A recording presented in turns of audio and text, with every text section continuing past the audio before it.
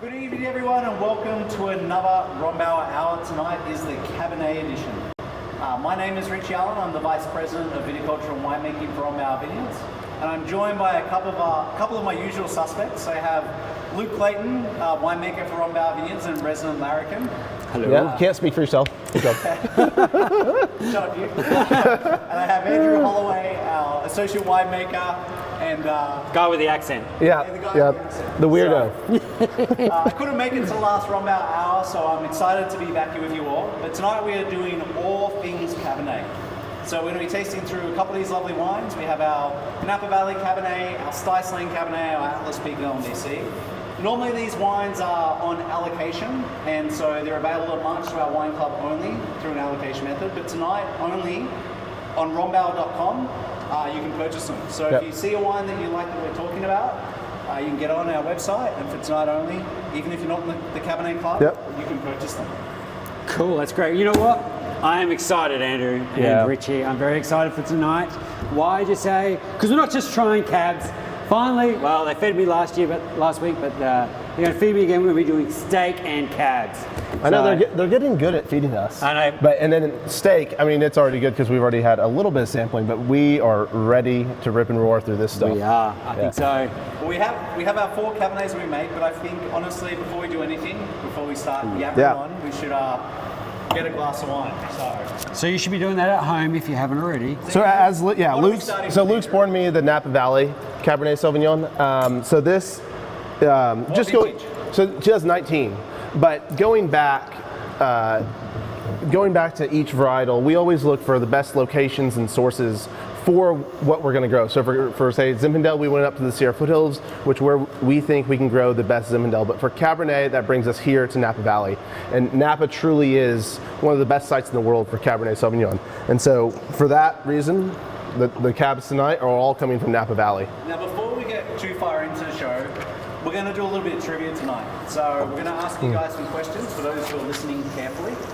And if you want to, it's about a 15-second delay between what we're doing and what you see. So if you write it in the comment box on Facebook or on YouTube, we'll give you a shout out hopefully if you get the questions right. But feel free to drop your answers in the chat box. Yes, all right. Well, the first question tonight, Andrew, is there we go. This is a big one. All right. What was the first vintage of Napa Cab that Rombauer produced? Richie, give us some thinking music. Okay. We'll give you a few minutes to think, because we could let Richie go on for a little while, so there's some time. Yeah, we better make sure it's not too long. Okay. Well, as Andrew said, we have Cabernet vineyards that span the length and breadth of the Napa Valley. So we have a few all up and down the valley.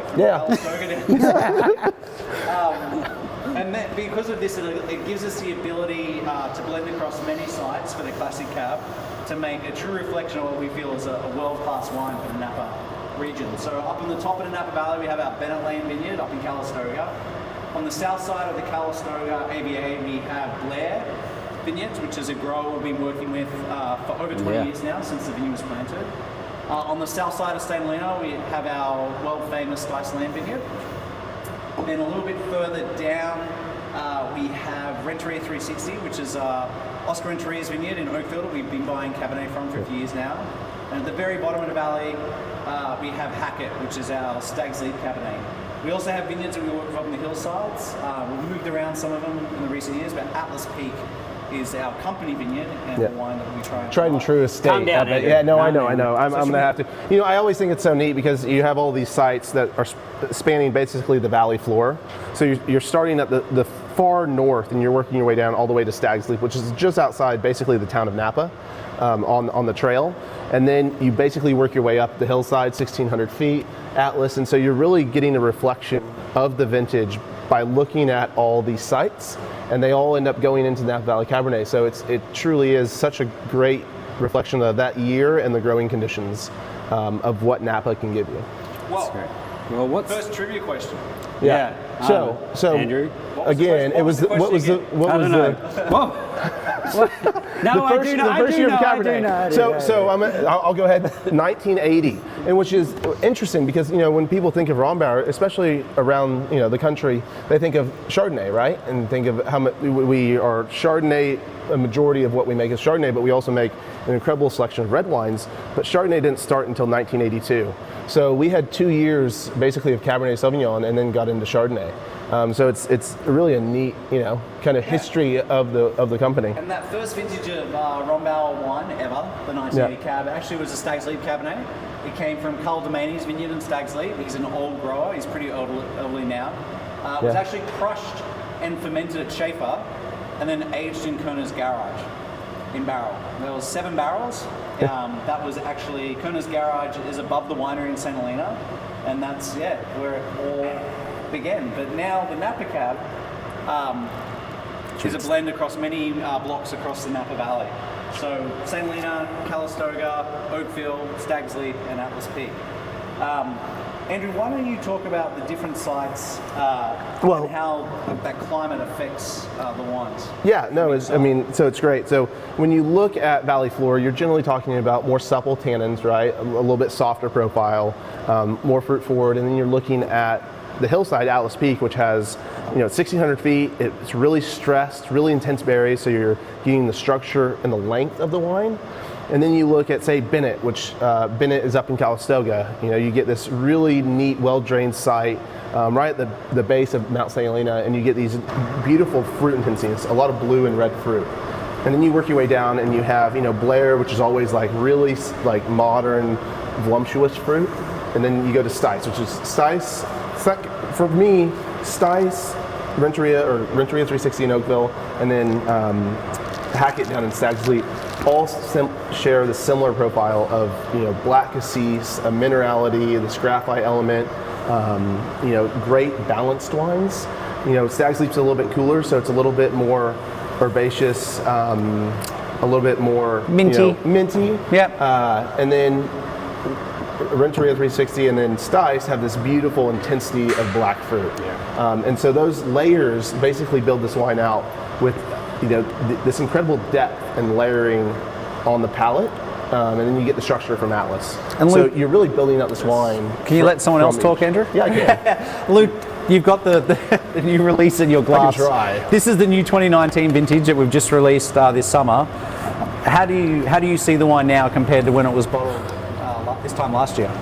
Yeah, so as you said, this is just released, so it's quite different to 18. 18 was I thought it was broad and lush and just silky. Well, this one's a bit more structured and a bit more darker in fruit profile.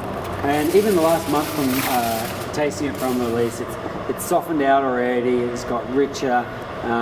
It's a very dark fruit profile. It has a great lift on the nose. Yeah, it's very floral yet dark. From like a little bit of Cab Franc we get, has that little bit of herbaceousness on the and it always has herbaceousness, but it always adds a really nice lift and beautiful aromatic expression on the nose. And what do you feel, Luke, you spoke about the Cab Franc that we blend in. There's also a little bit of Petit Verdot. What does that bring from a flavour perspective and a structure perspective to the wine? Yeah, the Petit Verdot we get from the Bennett Lane Vineyard. It's a very violety, dark, intense fruit. But it has this, it's like a velvet glove approach. So we're into a little bit, it just adds a bit more structure to it. But it's a little bit of the secret sauce we use. Just adds to it.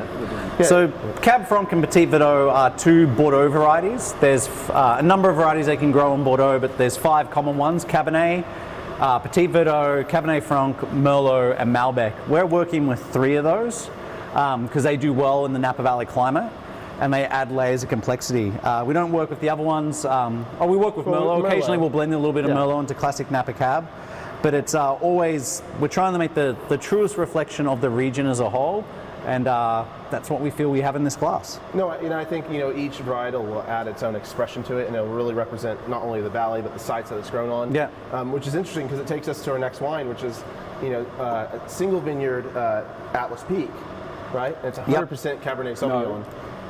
Stice. Stice Lane. You jumped ahead on a wine, Andrew. Because It says Stice. Oh, Stice. Yes, you're doing a Richie. No. Oh, yes, I did. Yeah, You're right. Jesse's over there freaking I did. out. I She's got the jumped video ahead. My reading's really off. So it's Stice Lane. It's nice to see Sorry. that someone else makes mistakes, Andrew, other than It's like okay. me. I'll own up to it. Could you turn more red, Andrew, like the color of the wine? It must be these lights. It's not me.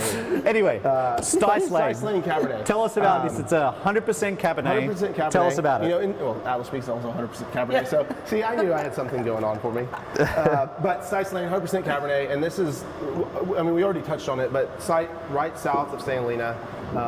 You know, former riverbed, really well drained. It has a minerality aspect, a black cassis, always has a graphite component, and it creates these beautiful, you know, they're perfectly balanced. It has fruit intensity, structure, acid, and they're all very harmonious. And Luke, where is Stice Lane in the Napa Valley? So for the people at home, because the map's not up anymore, because I jumped ahead on that one. Yes. Man, we're over the place tonight.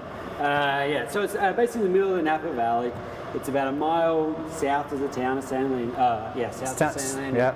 Yeah. Some of the hottest part of the Napa Valley, but it really does give us exceptional fruit from that. Yeah. Well, we did a few pre-recorded videos earlier this month from each of the sites that we're featuring. And so Luke was actually out at our Stice Lane vineyard. So we thought we'd play you a little video of Luke giving you more an in-depth view of our Stice Lane vineyard. Yeah, let's see how good I did then. G'day everyone, my name's Luke Clayton. I'm the winemaker here for Rombauer Vineyards. Today I'm standing in our Stice Lane vineyard just about a mile south of the town of St. Helena and about 12 minutes drive from our Napa Valley winery. Right here in this vineyard we produce some of our best Cabernet grapes for Rombauer Vineyards, and is actually the hottest part of the Napa Valley. Here at Stice Lane we have multiple blocks, and during the growing season we treat each block individually to meet its needs. So for example, in A block here we actually are on the valley floor, so the water table is actually really high here, so we keep a constant cover crop to soak up the extra moisture. While in our older blocks C and D we actually till in the grasses because we need to retain that moisture in those blocks due to the different soil types. In this vineyard, with a combination of the old vines and the site, it produces a high quality fruit which allows us to produce soft, rich, luscious Cabernets, and truly is the quintessential Napa Valley Cabs.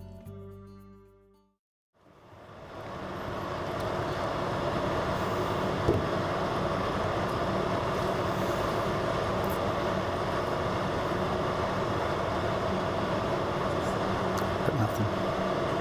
It's on. G'day everyone, my name's Luke. Let's start it So we again. keep a constant cover crop to soak up the extra moisture. While in our older blocks C and D, Hey, we're back. Slight technical challenge here, just like my mic earlier. Just like Andrew's brain 5 minutes ago. A little short circuit. But Andrew- look, it truly was Stice. I knew you were wrong earlier. It was me. So what do you love about Stice Lane, Andrew? So what I love, I mean, it is, as you can see on that site there, and as Luke touched on, it is that really warm spot where the two mountain sites converge. Yeah. And So the warm air pools in that part of the valley. Yeah, and it reflects in, so you get a really warm area. Yeah. And it's about a mile and a half between both mountain ranges. But you have former riverbed, really well drained below, and you get such intense flavor. Yeah, it's an interesting site because it is on the valley floor. It is an old riverbed, so it's an alluvial soil. But we very rarely have to irrigate here. It's essentially a dry farm vineyard, and because of that, with the vine age, some of C and D are our oldest blocks of Cabernet that we have. Almost 40 years. Yeah, they're almost 40 years old. You get this incredible depth and concentration of flavor with incredible tannin structure. It's the most classical. Like if you look at classic Cabernets from around the world, I'd say Stice Lane is the most classical of all the Cabernets that we make. And aroma-wise, what do you guys see in the wine? Because I see a lot of floral cassis and spice. It's that floral. There's a big floral element.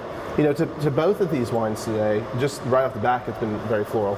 I get black olive as well. Yeah, and that's that savory component. I love that. Like it just adds another layer and depth to the wine. Yeah, I tell you what, I'm getting excited to pair it later with the steak.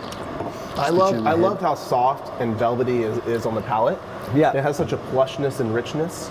and it just the length on it carries. Yeah, I love the build on the back palate. It really is one of the I mean, you take one best sip, wines you we see make. something, and then you take another sip, and it lengthens the wines. Like you're at 30, 45 seconds, you still can taste it. Yeah, I love Valley Floor. Well, that's Stice, and I think we've covered that. But we only make 2 single vineyard Cabernets, and the reason we do that is it'd be easy to make lots of different Cabernets and show you lots of different side expressions, but the wines would be different, not necessarily better. Yeah. So the other vineyard that we feel is truly world class and is not only different but high quality is our Atlas Peak vineyard.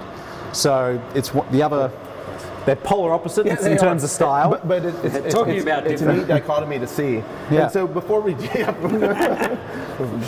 But before we get too far into that, I do have another trivia question. No right? way. Yeah, trivia guy, right? Yeah. So, out of all of the grapes grown in Napa Valley, what percentage do you think are Cabernet Sauvignon? You at home, and then we'll discuss for a little bit why. Let me Google the answers. Yeah. Ask You Jeeves. have to get Alan up. Yeah. We know it is, the Napa Valley is very unique and it's this Mediterranean climate. So we have a very high diurnal shift. So we have warm sunny days and these cool nights. And the thing I love about Napa compared to where I grew up is how it cools down at night. No, I know. And so we can get a 40, sometimes even a 50-degree temperature swing from day to night. So that influences how we grow grapes with these warm soils. Yeah. And it really does, I feel, add to what makes this region world class. It relieves the stress. You know, when I growing up, if it was 100 degrees during the day, we would be lucky at night if it got below 85. So coming here, where if it's 100 during the day, at night it's still 52. It is such an incredible environment and such a true unique climate.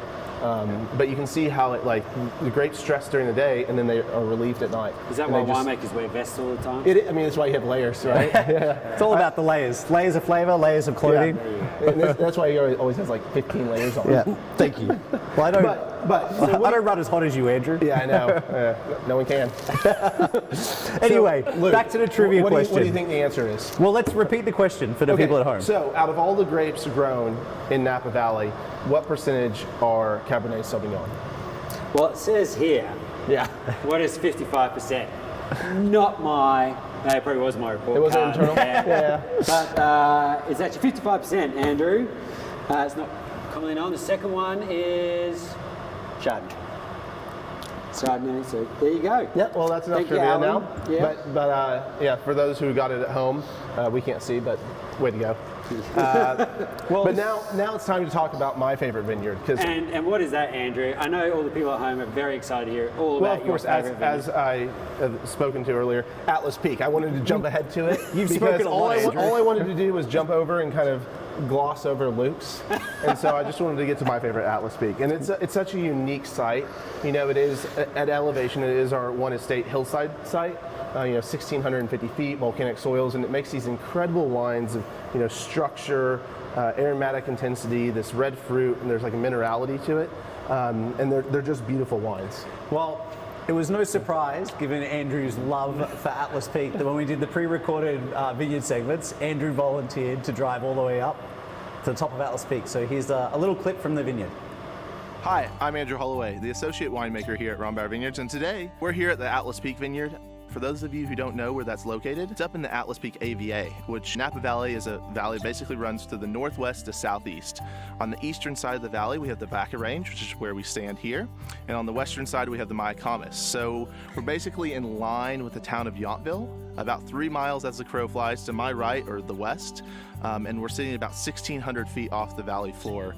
Basically 1,000 feet up is the actual peak of Atlas, so it really makes it an incredible sight. Being above the fog line up here at Atlas Peak Vineyards means we have more daytime hours of sunlight exposure, but that's offset by the cool coastal breezes we experience. So we are up about 1,600 feet, which means we have a true mountainside fruit. So we're getting really concentrated small berries, which are adding depth, concentration, and length to the wines. A hallmark of growing on volcanic soils is getting a really nice aromatic lift and brightness, and so in the wines what we see is a really bright red fruit profile with kind of a Christmas spice box character. So it's making these exquisitely complex wines, and then we're getting the structure, depth, and tannin profile from growing on this hillside. This is truly the backbone to all of our Cabernet Sauvignons we produce at Rombauer. And we're back. Well, Andrew, that was pretty good. Yeah. But not as good as my first one, but Those slow motion walks. yeah, there was, and I really love the close-up of you getting down, getting your hands dirty for once, and Yeah. you got some dirt. And did you actually taste a little bit? Yeah, they didn't keep me filming that, but yeah, I could really, the texture of it. I love seeing you just walking through with the vineyard with a bottle of wine in your hand. So you're right. Yeah, they grow out there, so you can just grab Did them. you just put straight off the vine? But Luke, what is it about Atlas Peak that you see that makes it unique? Like we heard Andrew's take. What do you see that's unique out there, and particular to this site? Oh, I just love the fruit profile. Like, while Andrew was dribbling on there through that video, we were tasting the wine, and like you said, it's just like crushed blackberries on the nose, just hitting us in the face. But then it's got all this fruit there, but then it's got this tannin in there. It's immense concentration. Yeah, and so it's great now, but like you could sell this wine for like 10 years, and it's just going to be powered through. It's going to be awesome. I think it's interesting. Like Andrew spoke about the arid soils that are up there, and it's a very dry site. Yeah. And although we get this big diurnal shift up there, occasionally you'll get in the summertime a northern wind that comes through that's very dry and warm, and the humidity drops overnight. Yeah. And so you end up getting these very, very small berries. Actually, when we look at berry weight for Cabernet and we track the berry weight in all the different sites, Atlas Peak usually has the smallest berries with the highest amount of tannin and the highest colour. So we end up with the most concentrated wine of all the Cabernets that we make. So Atlas Peak's very good. It's very good. You've been saving that one, haven't you? Yeah, that's good dad joke. Eye rolls But I going mean, everywhere. but you're looking at that ratio of the pulp inside to the skin, and the amount of flavor and concentration, tannin, and color in the skin, and it's so extractable. It's amazing how beefy these wines can be. And so the biggest thing with Atlas is always managing the tannin, because you can easily over extract this wine and make it a huge monster, but keeping everything And we've in done check. that before in And certain lots. so you have to be careful. So right here, I love the balance of fruit intensity and like silkiness on the palate while still retaining that tannic structure. Yeah. So it is representative of a mountain wine, but it plays to its strengths. And we've refined truly that is a really with good our wine. winemaking. How we make this wine and how we've managed that tannin has really changed over the last 15 years. And it's been this constant evolution to try and get the most out of this wine and out of this vineyard. And I feel like with the 17, I'm particularly happy. Really nice. Yeah. It's What was the first vintage of this wine? Do you guys remember? Man, I don't know. Before my time. Let me see, 04. 2003. It was the first time we bottled an Atlas Peak Cabernet, and it was from this vineyard. Oh, can I even drink that? But we have a question. Yeah, good. Someone who's watching has asked what over extraction means, and I'm going to answer it. Okay. Good timing. So when we crush grapes, especially red wine, we ferment it on the skins. And the reason we ferment red wines on the skins is the juice is actually clear. So we want to extract the colour and the tannin, which gives the wine the texture or that drying sensation in your mouth. The challenge with Cabernet is we have a finite amount of colour and quite often an excess of tannin. And if we over extract, that means we've extracted too much tannin from the skins during fermentation before we press, and we end up with a wine that's too tannic and it's not pleasant to drink. So we have to be very careful with Atlas Peak because of the amount of tannin in the skins, that we don't over extract too much tannin and end up with a wine that's too tannic and unpleasant to drink. I always think like the most basic, to me the easiest way to explain to somebody that has never experienced that is basically putting a tea bag in water, and if you leave it there for 20 minutes rather than 4, and you come back and taste it and how bitter and astringent it is on the palate, that's what over extraction is. And so it's making sure that balance of extraction is perfectly in harmony. Yep. And that's the easiest way I can. Good question, Susie. I like questions. But we're going to go on to the fourth wine before we get into our steak pairings. Yep. But the fourth wine is what we call the Mer Duché. That means selection of the cellar. This is the top tier of the Rombauer portfolio. So this is the top wine that we make at Rombauer. It's the most expensive wine we make at Rombauer. But this actually gets more love and attention and consideration than anything else, I would say. We hand select the barrels on the winemaking team. We tend to refer to it as LMDG, which I'm sure we will throughout the night. But for those at home, I guess we have another trivia question, don't we? What was the first vintage of LMDG? Wow. Oh.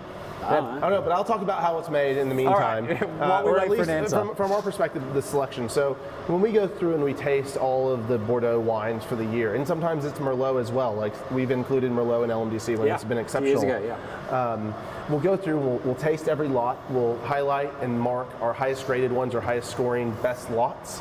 We'll put all those aside and start making small blends. And we do it before we make an Atlas Peak wine, before we make a Stice Lane Cabernet.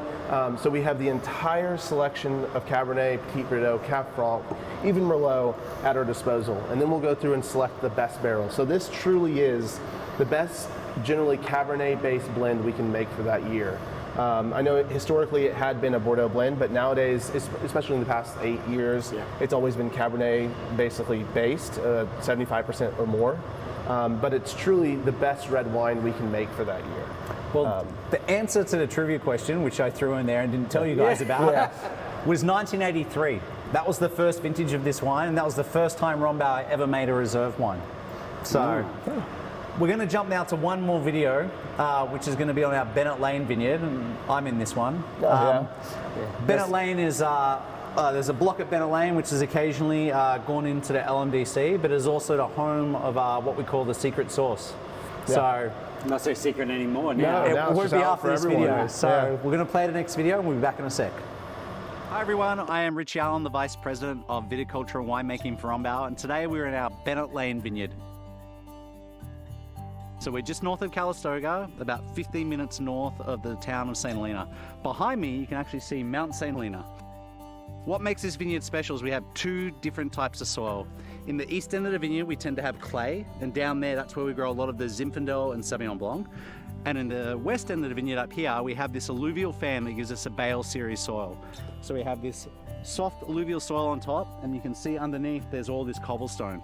So there's about 48 inches of soil and then just rock. That is perfect for growing Cabernet. So up on this west end of the vineyard, we grow a lot of our Cabernet that ends up in our Napa Cab. Some of the blocks that are really, really special, like block 1A over here, ends up in the Diamond selection. But one of the secrets of this vineyard is we actually also grow Petit Verdot. And the Petit Verdot here ends up in all of our Cabernet wines, just a small amount. And it's really one of those secrets that gives Rombauer that extra edge that helps us make world-class Cabernet.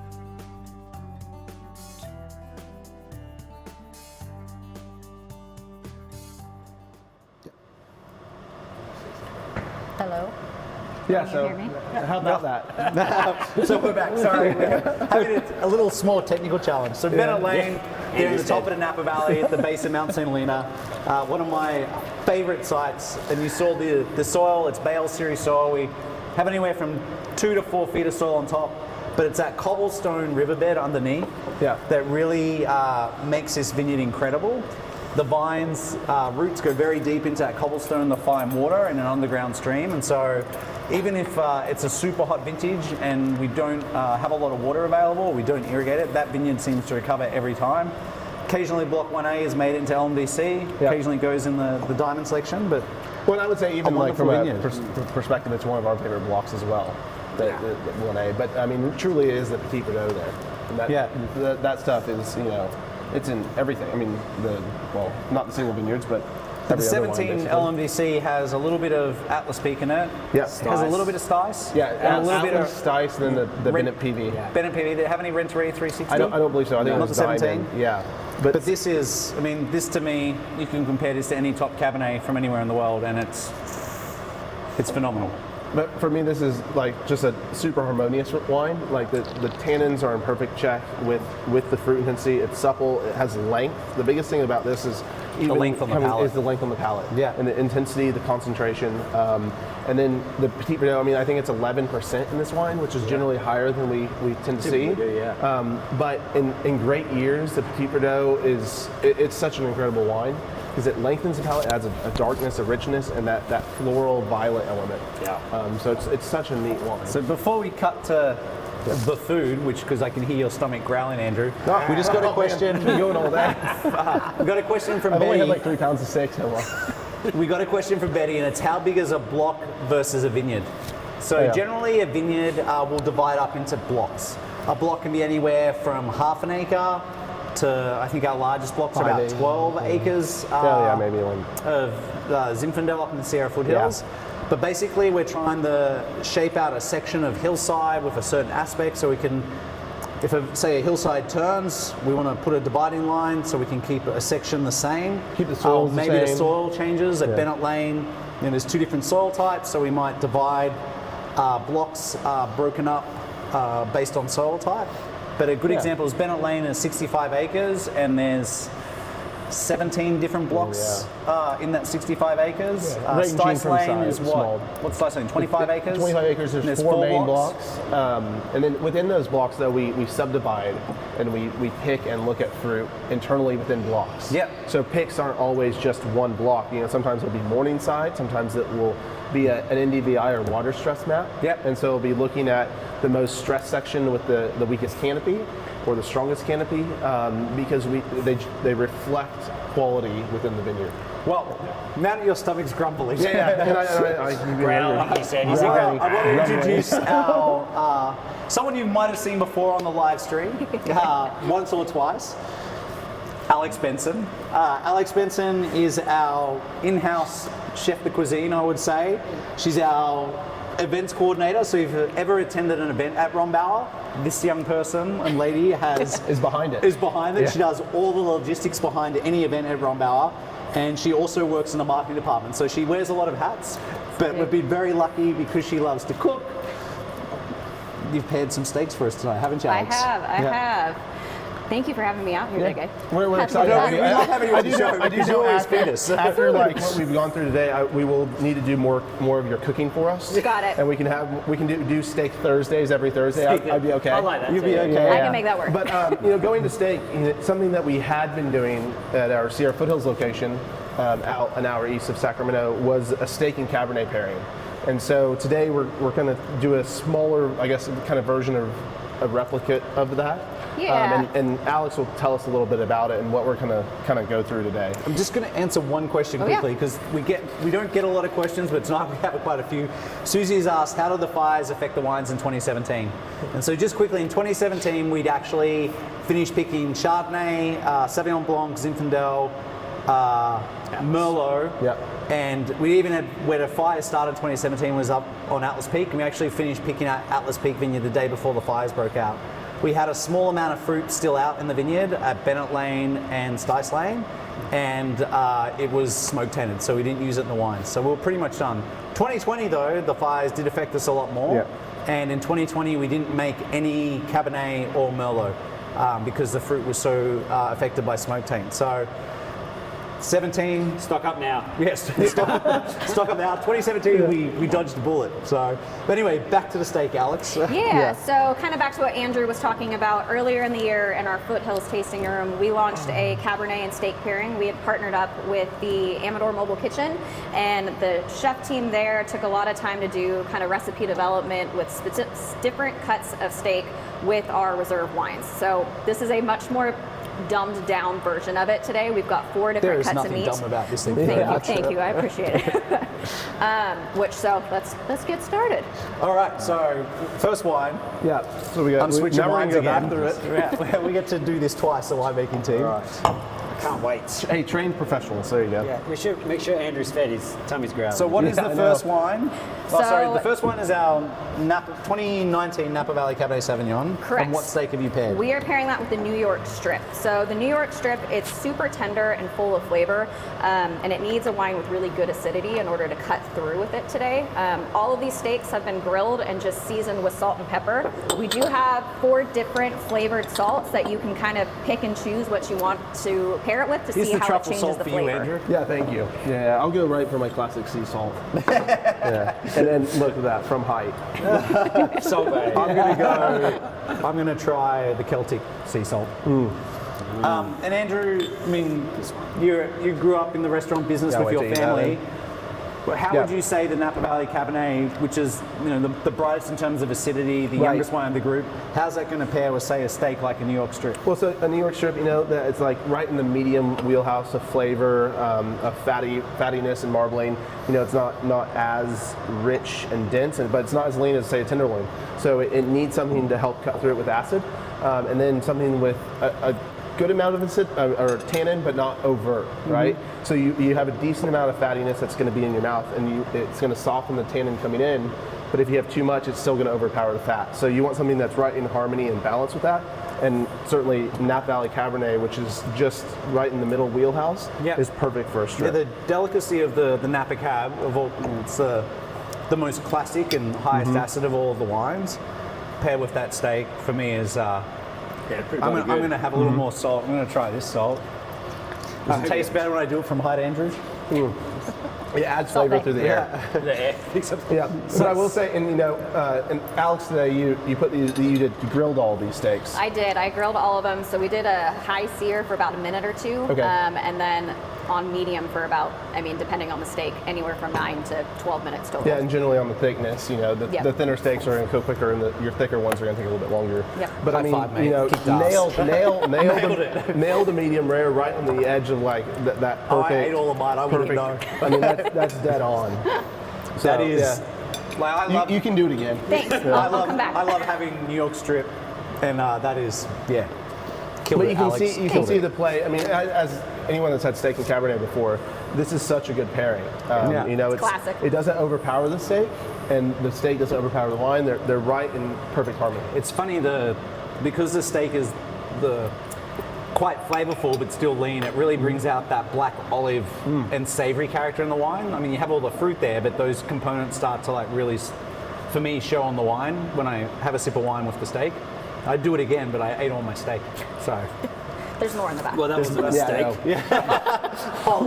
Luke with the one-liners tonight. Luke one day will be in charge of like a kindergarten, just telling them jokes. All right. So next steak. Yeah, so What wine are we doing? We And are what going to be steak is it? doing our Atlas Peak Cab with a ribeye. So ribeye is one of my favorite cuts personally. It's the fattiest and juiciest of all of them, making it the most flavorful cut. But because of the fat tannin, you need a wine that can actually cut through the fat. So a higher tannic, bolder wine pairs better, which is why we went with the Atlas Peak for this particular steak. So crushed blackberries, spice. What salt are you going for? I'm just going to go Celtic sea salt because that's my favorite. Which one, top right? Yeah, I like to keep it simple still. Yeah. And Do you like to mountain. go wine, food, wine, or do you go food, wine? That's the big dilemma. Well, I think it depends on if you had a knife, you might cut it a little bit smaller, take a little bite, let finish, have a sip, and then come back.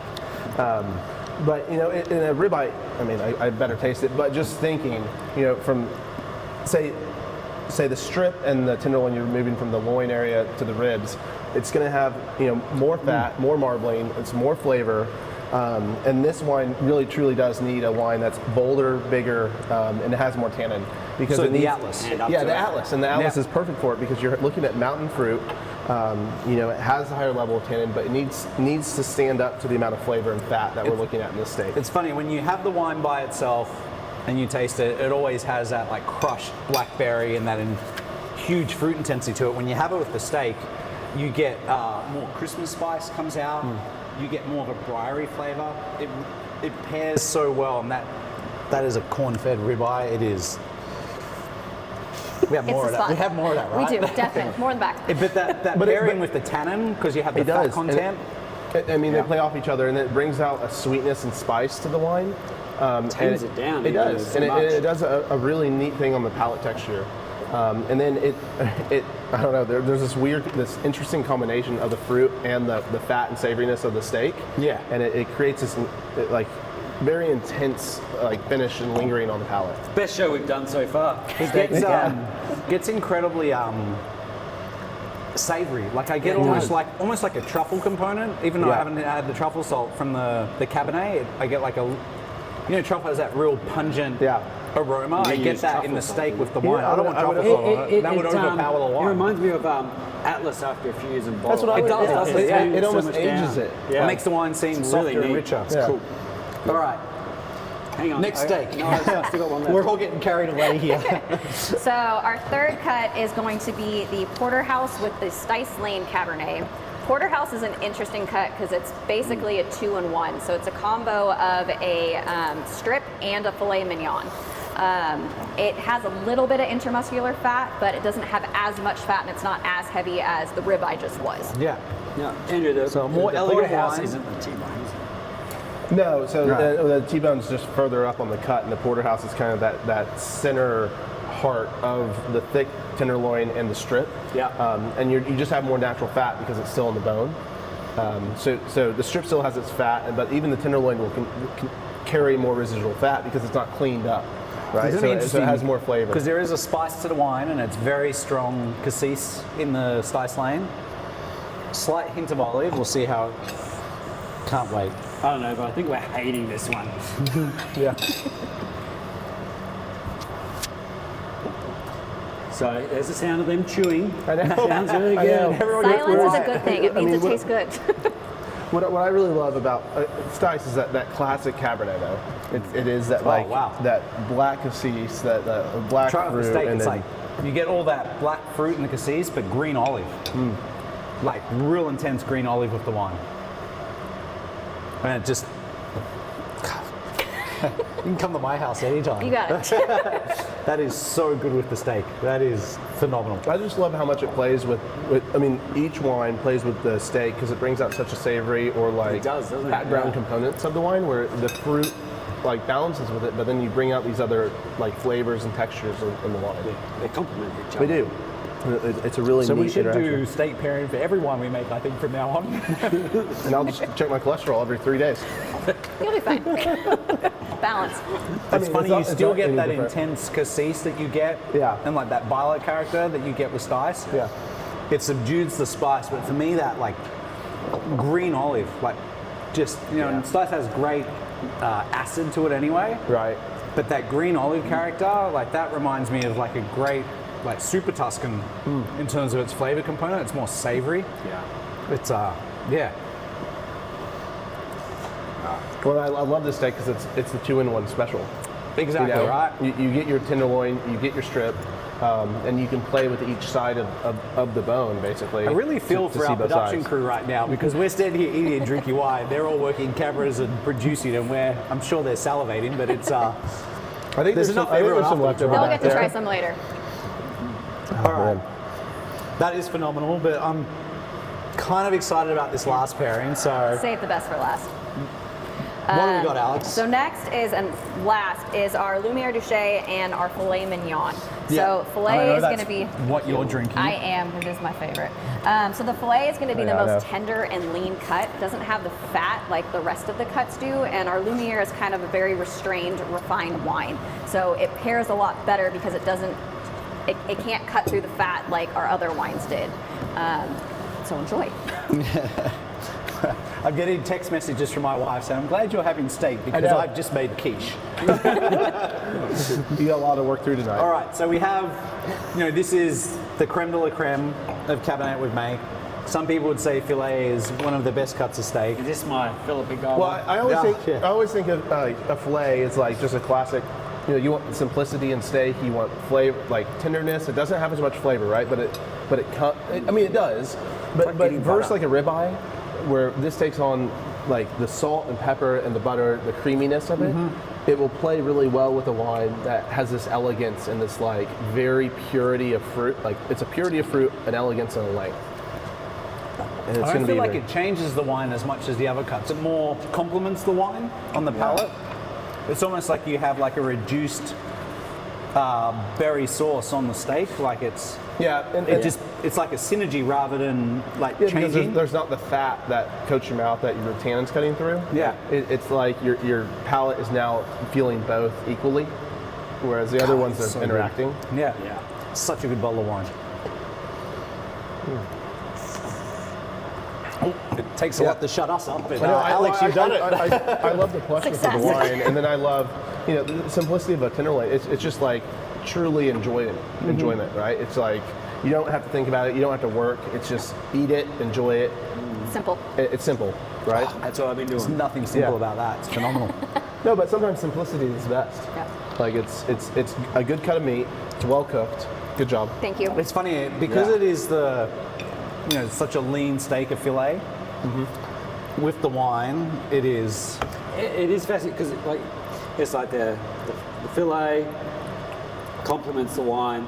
The fattier ones do Change the wine. change the wine. Yeah, they bring out different I think if you've got a textures very on big it. tannic wine, a fattier wine will be good. But Well, I then, think it's- or marbling and Yeah, stuff. if you have something that's really young and like say it needs to decant, it'd be interesting to see what it does with a fattier steak. So if you ain't got time to decant it, just All do right. a fatty steak. I'll get to you guys in a minute. What is your favorite cut of steak, Alex? My personal favorite is a flank steak, so it wasn't on today's menu. But out of this group, Guess what we get to do next time? We have to go through every other cut. I'll do a brisket. We'll have a steak off. We'll have to do of course, a tri-tip. But for if you were California. if you would choose one of the 4 cuts tonight, what would be your go-to? the ribeye. I like a ribeye? fattier cut of meat. I like a more flavorful. Filet is great, but I And want what the meat. would be your pairing? Because I know you love the LMDC. I would do Atlas with the ribeye. I will Okay, say. yeah. It's a good pairing. It is. It's It's my like- favorite.